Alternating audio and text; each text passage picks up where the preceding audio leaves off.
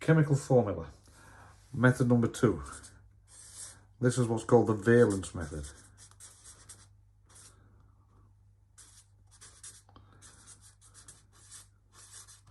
First thing, you need to understand what's meant by the valence method. Valence is an indication of how many electrons are present in the outer shell of the atom. If you look at the group number, so we've got group, we have group 1, 2, 3, 4, 5, 6, 7 and 8.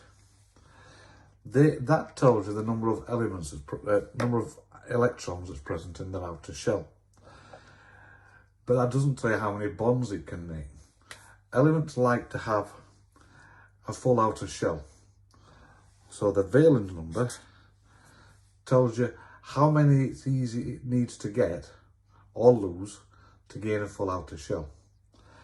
And you need to remember that it's easier to lose 1 than what it would be to gain 7 to make up the full outer shell.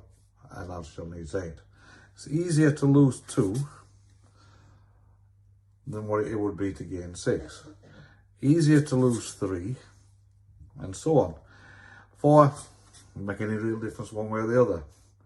And it's easier to gain 3 than what it would be to lose 5 to make the full shell. Easier to gain 2, and so on. So easy to gain 1. And this is why noble gases who have a full outer shell of 8 don't react. Think of it in terms of arms. If it's in group 1, there's my element. It has 1 arm, so it can make 1 bond. If it's in group 2, it has 2 arms. It can make 2 bonds. Group 3, 3 arms. Group 4, 4 arms. And likewise, if it's in group 5, it can make 3 bonds. Group 6, 2, group 7, 1, group 8, none.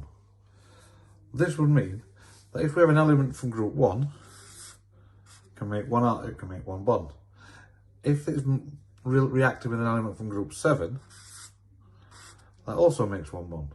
So therefore, say that is sodium and that is fluorine, then the chemical compound would be NaF, 1 of each.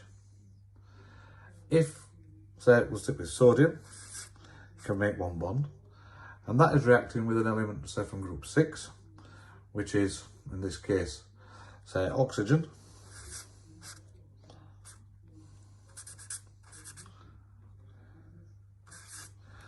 Now you can see there's a spare arm there, so you're going to need to put in a second sodium. So the formula becomes Na2O. There is an easy way of doing this without having to do all the drawing, is that you can just look at what the valence number is, the number in red, and cross over with that.